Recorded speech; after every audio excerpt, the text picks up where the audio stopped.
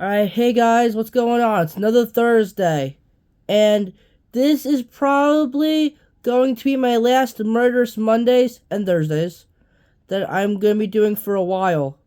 Because, I think I should actually edit my videos. So, I maybe will just only do them on Mondays. Hence, Murderous Mondays. But I will give you one last one for Thursdays for a while. Alright, we are going to be talking about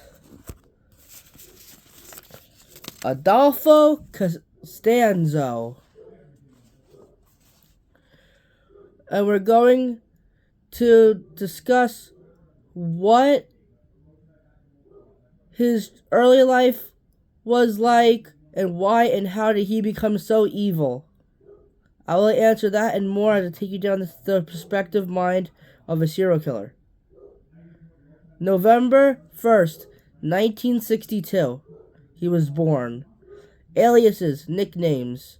The Godfather of Matamoros, or the Witch Doctor. Characteristics: human sacrifices and ritual torture.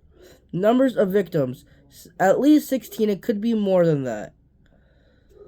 Date of murders: 1986 to 1989. Date of arrest: not apprehended due to his death. Murder method: stabbing and shooting. Known victims: men, unnamed drug dealers and cult members. Crime location: Matamoros, Mexico. Status: assisted suicide by gunfire, May 6, 1989.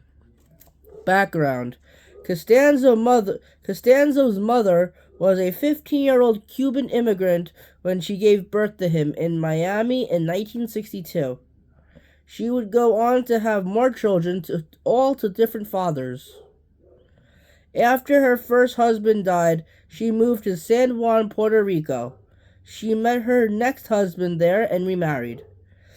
Although Costanzo was baptized a Catholic, his mother would take him to Haiti on visits with her to learn about voodoo.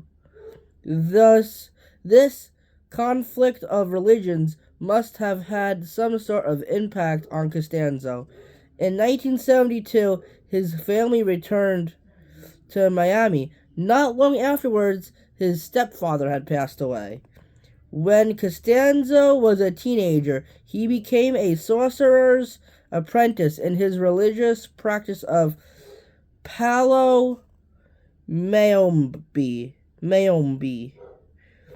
And part of this practice involved the sacrifice of animals. His mother had remarried again, and Costanzo's new stepfather would also be involved in Palo Mayombe. He was apparently involved in the drug trade too. Like son, like father. Like father, like son. Along with his mother, Costanzo was arrested multiple times for theft, shoplifting, and vandalism. His mother believed Costanzo was psychic, and she claimed he had foretold the attempted assassination of President Ronald Reagan. When Costanzo matured into an adult, he moved to Mexico City. There he met Martin Quintana, Omar Oria, and Jorge Montes, who would become his followers. They all became involved in a business where they would cast good luck spells, and this involved the sacrifices of animals such as lion cubs, zebras, goats, chickens, and snakes. The majority of their clientele were wealthy drug dealers and hitmen. As a result of this business, Costanzo was introduced to other wealthy members of society, including corrupt Mexican policemen who subsequently introduced him to the powerful drug cartels in the city. To successfully carry out his spell casting, Costanzo needed human bones so he can begin raiding the local graveyards. Before long, however, he decided he would need live humans to sacrifice. This led him to commit 16, perhaps more, terrible murders. Now murders. Costanzo believed his magic spells enabled the cartels to be successful, so he demanded he be a business partner with the Calzadas, one of the most powerful families around at that time. They refused his demands, and soon after, 7 members of the family vanished. Later, when their bodies were found, they were incomplete. Some were missing ears, brains, fingers, and toes. One victim had their spine removed. In 1988, after moving to Rancho Santa Elena, a house in the desert, Costanzo carried out a number of murders as part of his rituals. Some of the victims were drug dealers he considered rivals, while others were strangers who happened to cross paths with him. Wrong place, wrong time. Costanzo murdered a young pre-med student, Mark Kilroy, at the ranch on March 13th, 1989.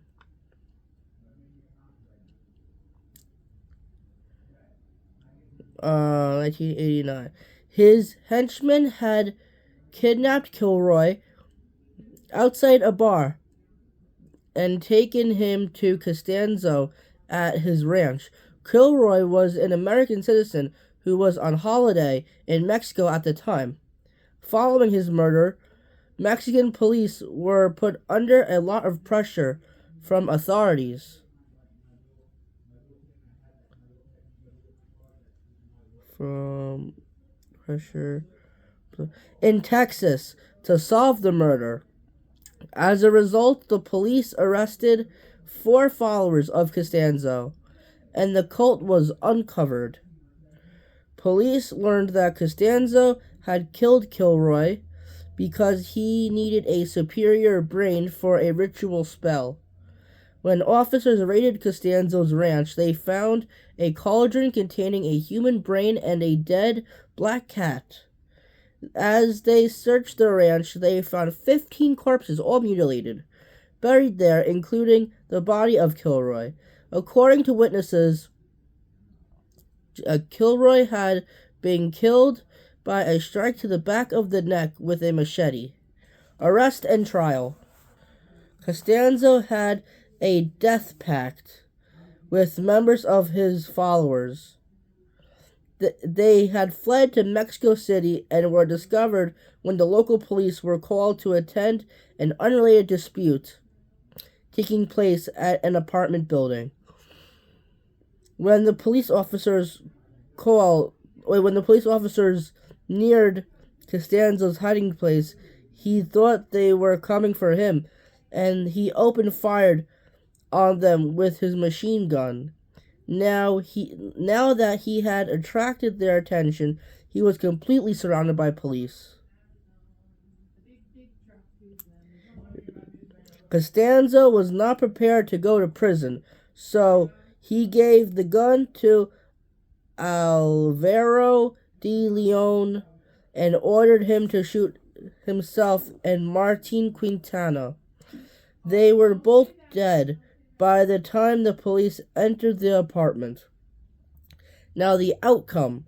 Police arrested Alvaro de Leon and Sarah Aldredi, who was only, I think she was like a teenager at the time, at the apartment. Charges were laid against 14 of the cult members. These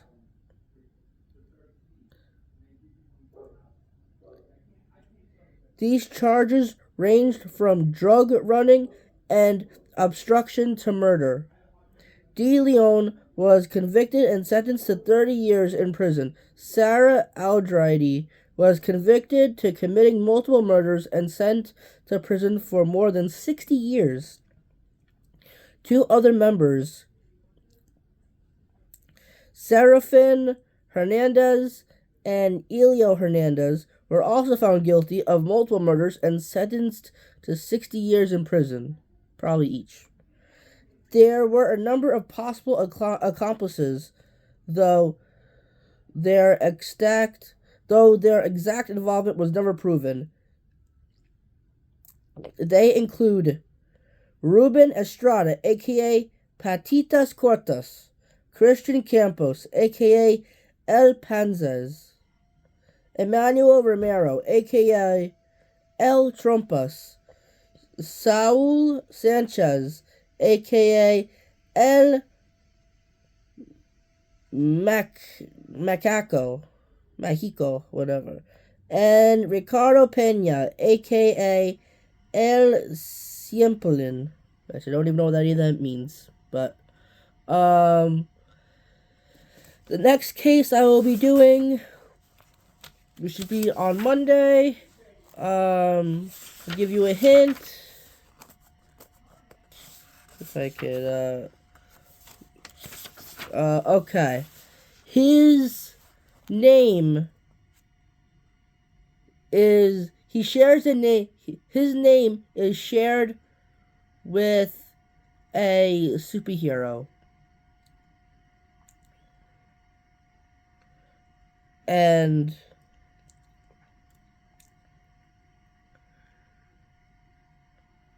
his murder method was shooting. His status was sentenced to life imprisonment, but stabbed to death in prison, March 30th, 1981. Number of victims were 4. So he wasn't technically a serial killer, but he's still a serial killer. And like I said like I said first, he shares a name with a superhero. Now, if you guys think you know who I'm talking about, please put it down in the comments below. I'm also going to put my bookmark there so I don't lose the page. And thank you, as always, to where I get my information from, the Big Book of Serial Killers, an encyclopedia of serial killers, 150 serial killer files of the world's worst murderers, by Jack Rosewood and co-author Rebecca Lowe. And again, like I will say, like how I said in the beginning, I will not be doing another Murderous Mondays on Thursday for a while, because not until I get the hang of editing. So I'm gonna edit, and I will see you guys on Monday. You know, getting colder out. Well, it actually has been colder out. Said it's supposed to snow in the next couple of days. I don't think you guys really care about that. But yeah, anyway, please like, comment, subscribe, and I'll catch you guys on my next video. Peace.